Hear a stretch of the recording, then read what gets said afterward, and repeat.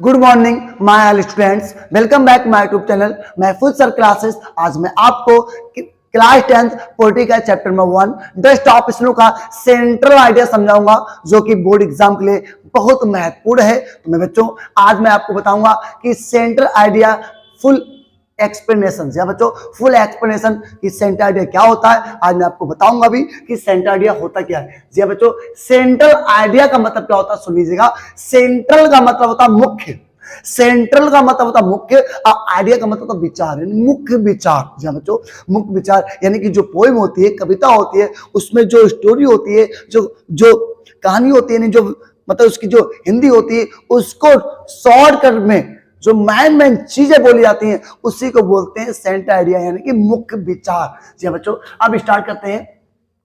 आप जानते हैं कि डस्ट ऑफ स्नो के जो कवि हैं वो रॉबर्ट फ्रॉस्ट हैं। इससे पहले मैंने आपको वीडियो में बता चुके हैं, वीडियो अपलोड कर चुके हैं, तो इसीलिए सबसे पहले उस वीडियो को देखो, उसके बाद सेंट्रल आइडिया को देख लीजिएगा। बहुत सिंपल है, वेरी मोस्ट इंपॉर्टेंट है। जी मेरे बच्चों देखिए, द पोएम यानी कि कवि, द पोएम माने कविता, डस्ट ऑफ स्नो यानी कि डस्ट ऑफ स्नो जो कविता है वो हैज बीन कंपोज्ड यानी कि लिखी गई है।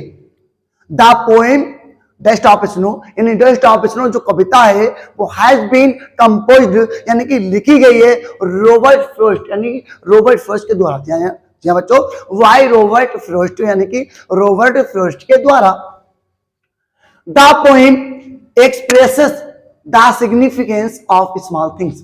द पोएम माने कविता, एक्सप्रेस माने व्यक्त करती है, द सिग्निफिकेंस माने महत्व को, ऑफ स्मॉल थिंग्स छोटी छोटी चीजों का। जी बच्चों, छोटी छोटी चीजों का, इन चेंजिंग परिवर्तित करती है वंस एटीट्यूड मतलब एक व्यक्ति के दृष्टिकोण को। जी बच्चों, एक व्यक्ति के दृष्टिकोण को परिवर्तित करती है। जो कविता है वो एक व्यक्ति के दृष्टिकोण के परिवर्तन में महत्व को व्यक्त करती है, महत्व को व्यक्त करती है। अब कैसे व्यक्त करती है बच्चों, जब रॉबर्ट फ्रॉस्ट उस पेड़ के नीचे बैठे थे जो हेमलॉक ट्री था, जब उस पे कौवा आया, कौवे ने उसकी टहनियों को क्या करा, हिलाया, और जो छोटे छोटे जो डस्ट थे, स्नो के डस्ट थे, वो उसके ऊपर गिरे, और जब जैसे ही रॉबर्ट फ्रॉस्ट ने पलट कर देखा तो उनका जो था मूड था वो एकदम चेंज हो गया और हृदय खुशी से भर गया। तो इसीलिए कहा गया कि उस कविता जो है वो एक व्यक्ति के दृष्टिकोण के परिवर्तन को व्यक्त करती है। जब बच्चों, परिवर्तन को व्यक्त करती है। द पोएट यानी कवि अप्रिशिएट्स भी जो होता है प्रशंसा करता है। द पोएट माने कवि, अप्रिशिएट्स माने प्रशंसा करता है, द ब्यूटी माने सुंदरता, ऑफ द स्नोफ्लैक्स यानी बर्फ के छोटे छोटे कणों की सुंदरता की प्रशंसा करता है। जी बच्चों, the poet appreciates the beauty of the snowflakes. जी बच्चों, कवि जो है वो बर्फ की छोटे छोटे टुकड़ों की सुंदरता की प्रशंसा करता है। जिससे चेंज्ड हिज मूड, जिससे उसका मूड बदल जाता है, and saved many precious moment, और सेव्ड माने बच जाता है, मैनी प्रेशियस यानी बहुत मूल्यवान, बहुत महत्वपूर्ण, बहुत इंपॉर्टेंट समय, बहुत मूल्यवान समय, मोमेंट माना होता है क्षण, यानी बहुत मूल्यवान समय जो था उसका बच जाता है। फ्रॉम बीइंग वेस्ट यानी कि बर्बाद होने से। जहां बच्चों, बर्बाद होने से, फॉर बीइंग वेस्ट अवे बर्बाद होने से बच जाता है। जहां बच्चों, जब कभी देखता है कि हाँ ये हेमलॉक ट्री है तो उसका हृदय खुशी से भर जाता है और उसका मूड एकदम चेंज हो जाता है और कहता है कि मेरा दिन का कुछ हिस्सा पछताने से बच गया, बर्बाद होने से बच गया। इसी वजह से इस लाइन में कहा गया कि क्या कहा गया कि विच चेंज, जिससे बदल जाता है, हिज मूड यानी उसका मूड, जिससे उसका मूड बदल जाता है, and saved many precious moment, और उसका बहुत सा मूल्यवान समय बच जाता है।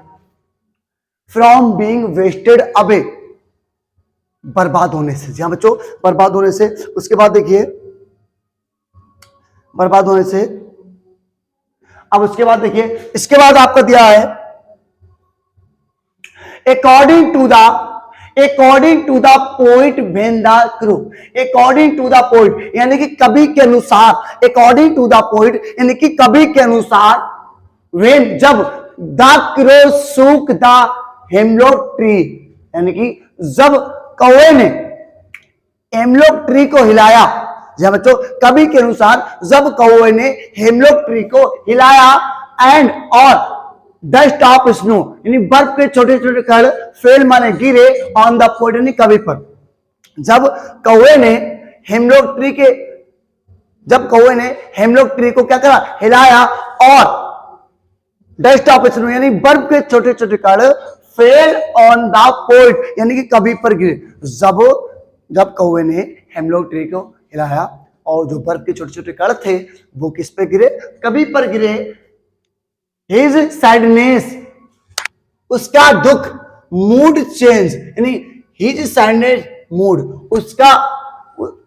उसका दुख जो था चेंज इनटू हैप्पीनेस, उसका जो मूड था जो दुखी, जो उसका मन जो था दुखी था यानी उसका दुखी मूड यानी दुखी मन वो प्रसन्नता में चेंज हो गया, यानी चेंज माने बदल गया, इनटू हैप्पीनेस यानी प्रसन्नता में। जब बच्चों और उसका मूड जो था वो प्रसन्नता में बदल गया। जैन भी बच्चों उसका जो उसके अंदर जो दुख था बहुत वो चिंतित था ना, इसलिए वो चिंतित था, परेशान था, उसकी जो भी परेशानी थी, उसका जो परेशानी थी वो जब परेशानी थी वो परेशानी वो किस में बदल गई, प्रसन्नता में बदल गई, यानी प्रसन्नता में वह परिवर्तित हो गया। जी हाँ बच्चों, ये सेंटर आइडिया आपका बहुत सिंपल है और ये 100% बोर्ड में आने वाला है। तो सिंपल सी बात है, मन से पढ़ लीजिएगा और मन से पढ़ाई कर लीजिएगा। और जिस बच्चे ने अगर अभी तक सेंटर आइडिया ना याद करा हो तो मेरे वीडियो से स्क्रीनशॉट ले लीजिए और सेंटर आइडिया याद कर लीजिए। बहुत ही छोटा सा सेंटर आइडिया है, बहुत ही इंपॉर्टेंट है मेरे बच्चों। बस मेहनत कर लो और जब मेहनत करेंगे तो सफलता अवश्य मिलेगी।